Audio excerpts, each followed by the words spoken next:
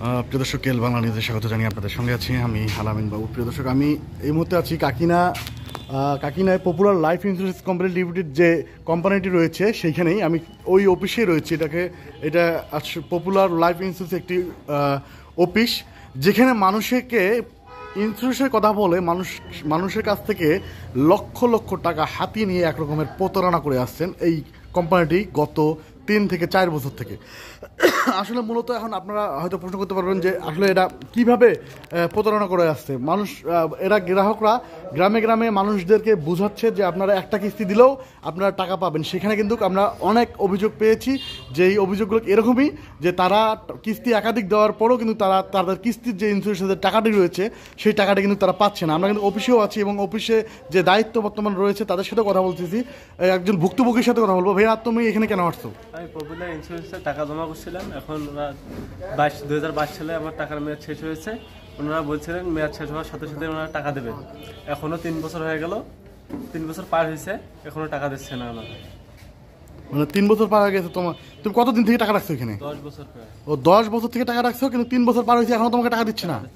10 বছর মেয়াদ পার হওয়ার পরেও তুমি এখানে কতদিন থেকে ঘুরতেছো? এখানে আমি ঘুরতেছি 3 বছরে হবে। 3 বছর থেকে ঘুরতেছো কিন্তু টাকা পাচ্ছ না।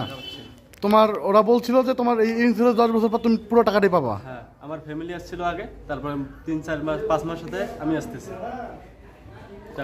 তুমি টাকাটা পাচ্ছ না। আর প্রিয় দর্শক, যেমনটা শুনলেন আপনারা। আচ্ছা, আপনি চাচি এখানে কেন আসছেন এই যে পপুলার লাইফ ইন্স্যুরেন্স কোম্পানিতে? পপুলার কাছে আসি, আমার যে মানে 2 কিস্তি মারছি, কিস্তি চালাইছি। এখন ওরা আমাকে ভর্তি করাইছে। এখন বলছে আপনি এক কিস্তি চালাইলে পরও আপনি টাকা পাবেন। এটা টাকা কোনোদিন মাইজ যায় না। সদস্য মারা গেলেও পাবেন, অথবা স্বামী মারা গেলেও এক কিস্তি দিলেও পাবেন। এখন আমার স্বামী, আমি কদিন মজুরি করি খাই, এখন চালাইতে পাই নাই কিস্তি। আমার 4টে বাচ্চা ছিল, লেখাপড়া শিক্ষা দেওয়া লাগে। এখন 4টে বাচ্চা লেখাপড়া শিক্ষা দেয়, এখন আমি চালাইতে পারি নাই। তার ক্ষেত্রে আমি এখন, আমার স্বামী মারা গেছে, আমি বলতেছি আমি বিধবা মানুষ, আমি কিভাবে চলবো? আমার টাকা 1200-2400 আসলে আমার উপকার আসে। আপনার এটা ইন্স্যুরেন্সের টাকা, আপনি টাকা জমা রাখছিলেন এখানে? হ্যাঁ, দিছি আমি এখন এখানে আসছি। এখন বলতেছে আমি পারবেন না, আপনি পারবেন না, টাকা 2 কিস্তি মারছেন, আপনি টাকা পাবেন না। আপনি টাকাই পাবেন না এই কথা বলতেছেন? হ্যাঁ, এই কথা বলতেছি। এনারা এইখানে বলতেছে।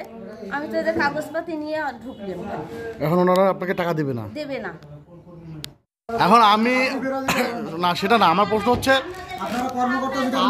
এই মহিলা টাকার জন্য আসছে, অনেক ভুক্তভোগী আছে আপনাদের পপুলার ইন্স্যুরেন্সে।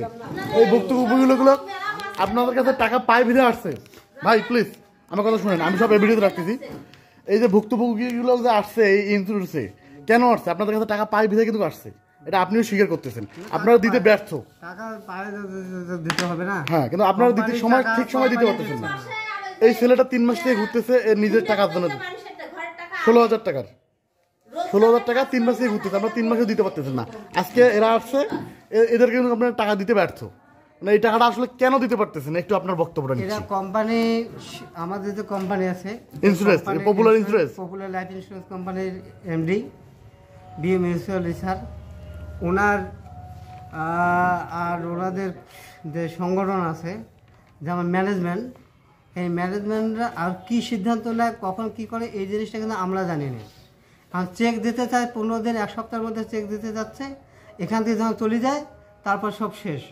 আবার যখন মিটিংয়ে আসে তখন আবার এই কথাগুলো বলে যে 1 সপ্তাহ বা 15 দিন পর চেক দেওয়া হবে। তাহলে তো এটা এক ধরনের প্রতারণা করা হচ্ছে। এটা প্রতারণা, গ্রাহকদেরকে প্রতারণা করতেছে। আচ্ছা, আমরা যেটা নিয়ে আসলাম এটা কত সালের চেক? আমরা যে চেকটা নিয়ে আসলাম এই কোর্টে কত? এটা 22 সালের চেক। 22 সালের চেক, 4 বছর প্রায় 4 বছর চলছে। তো এই চেকটার টাকা আমরা পাচ্ছি না 3 মাস থেকে। আর এই ছেলেদেরকে ঘুরাইতেছেন, মানে এই লোকদেরকে, মানে এটা আপনারা এর আগে ক্লেম করেননি, জানান না? অনেকবার জানাচ্ছি, অনেকবার বারবার জানার পরও আমার চাহিদায় যে আমার কাছে যে চাহিদা শিটটা আছে, এই শিটটার মধ্যে অনেকগুলো কাগজ আছে, কিন্তু কোম্পানি, আপনাদের কোম্পানিটা মানতেছে না। কোম্পানি যখন দেই 50টা চেকের দরকার 50টা, চেক দেয় 10টা থেকে 12টা, চেকের দরকার 100টা, চেক দেয় 10টা। এভাবে কোম্পানি পর্যায়ক্রমে মানে এইভাবে গ্রাহকদেরকে প্রতারণার ফাঁদে ফেলাচ্ছে। কারণ আমরা এলাকাবাসী যারা আছে, আমিও চাই যে গ্রাহকদেরকে সঠিক সময়ে টাকা প্রদান করা হোক। আপনি এই যে পপুলার লাইফ ইন্স্যুরেন্সের কি পদে আছেন এখানে? আমি পপুলার লাইফ ইন্স্যুরেন্সের বিএম পদে, বর্তমান বিএম পদে আছি।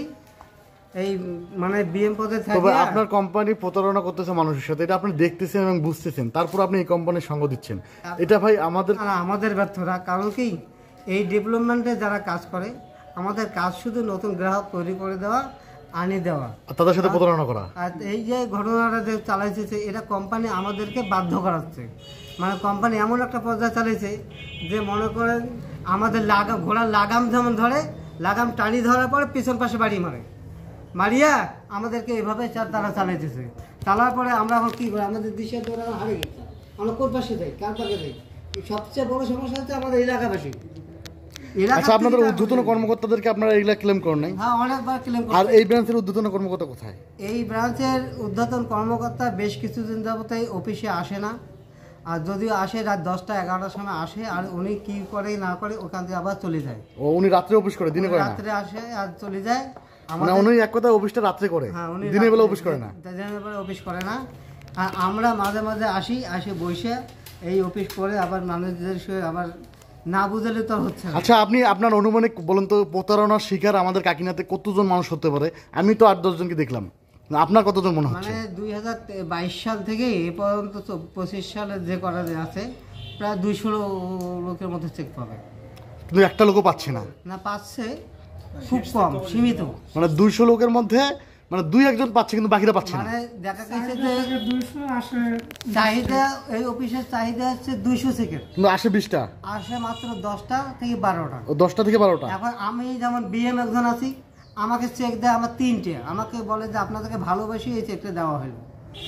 আমার টাকা আমি নিব, আপনাকে ভালোবেসে কেন টাকা দিতে হবে? কোম্পানি যখন এই ধরনের কথাবার্তা বলে তখন আমরা নিজে নিরাশ হয়ে যাই। এখন না যদি এখানে থাকি, আমার নিজের আত্মীয় স্বজন বা খালা খালু যারা আছে তাদেরকে তো আমি গ্রাহক করাচ্ছি। এই টাকাগুলো দিতে না পারলে আমরা সবচেয়ে বড় বিপদে আছি। আচ্ছা, শেষ কবে চেক পাইছিলেন আপনার হাতে, মানে মানুষকে দেওয়ার জন্য? সর্বশেষ চেক কত তারিখে পাইছি দেখো তো, সর্বশেষ রেজিস্টার আছে। তাহলে তো ভাই এটা একটা প্রতারক অফিস। এটা তো popular life insurance company limited বলাই যাচ্ছে না। 1 মাস আগে চেক দেওয়া হয়েছে 12টা, কিন্তু আপনার প্রয়োজন 200টা, সেখানে মাত্র 12টা, তার মানে 190টাই নাই। 190টা আসে না। তাহলে এই 190 জন লোককে আপনারা প্রতারণা ফেলে দিচ্ছেন। এইখানে দেখেন, ওখানে তো অনেক কিছু দেখার দরকার নেই। এইখানে দেখেন এই যে শীটগুলো আছে, এই শীটগুলোতে নাম উল্লেখ করা আছে। যেমন এখানে দরকার আছে 12টা, 13টা, এই 27-2-25 এটা গেছে দেওয়া, এর আগে অনেকবার দেওয়া হয়েছে, আবার এই নামগুলো আবার রেনু করা হচ্ছে। এরকম করে পর্যায়ক্রমে মনে করেন যে দেওয়া যায় যে নাম, এই নামে অনুযায়ী পাঠাইছে এই চেকগুলো আমার সবচেয়ে বড়। আচ্ছা, আমাকে আরেকটা জিনিস বলেন যে আপনারা তো নিজেরাও বুঝতেছেন যে আপনার পপুলার লাইফ ইন্স্যুরেন্স কোম্পানি লিমিটেডটা কিন্তু মানুষের সাথে প্রতারণা করতেছে, তাহলে মানুষ কেন তাহলে এখানে টাকা রাখবে? আর তো রাখার কোনো অপশন নাই। আমরা এই জন্য নতুন করে কোনো গ্রাহক বানাচ্ছি না। আচ্ছা, নতুন করে গ্রাহক আপনারা নিজে থেকে চাচ্ছেন না? না, নিজে থেকে চাচ্ছি না, কারণ এই জন্যই আমি আজকে বিপদে আছি, কালকে আর 10টা করে ওদেরকেও বিপদে কীভাবে ফেলাই এটা তো নিজে বুঝতেছি। যদি কোম্পানি আমাকে আজকে 200 চেক দিত, তাহলে কালকে 400 সদস্য তৈরি করা আমার পক্ষে সম্ভব ছিল, রাইট? গোটা এলাকা, থানা এবং যতগুলো লোক আছে সবাই তখন বুঝতে চান না পপুলার লাইফ ইন্স্যুরেন্স খুব ভালো, এখান থেকে চেক প্রদান করা হয়। অনেক চেক, কত চেকের প্রয়োজন, সে জায়গায় চেক দিচ্ছে লোক চেক পাচ্ছে না, তো অনেক লোক চেক পাওয়া ছাড়া আছে। দেখেন, আপনারা তো 1-2 লোকের সাথে প্রতারণা করেন নাই, এখানে তো অনেক লোক চেক না পাওয়াতে আছে। নভেম্বর মাসে চলে গেছে। তাহলে এই লোকগুলো যে আপনাদের এই কোম্পানিতে টাকা রাখছে, তারা তো টাকা পাচ্ছে না। কেন পাচ্ছে না? টাকা রাখলে কোথায় যাচ্ছে ভাই? এটা টাকা সম্পূর্ণ সরকারের কাছে যাচ্ছে এবং ইন্স্যুরেন্স কোম্পানি অ্যাসোসিয়েট চেয়ারম্যান আছে।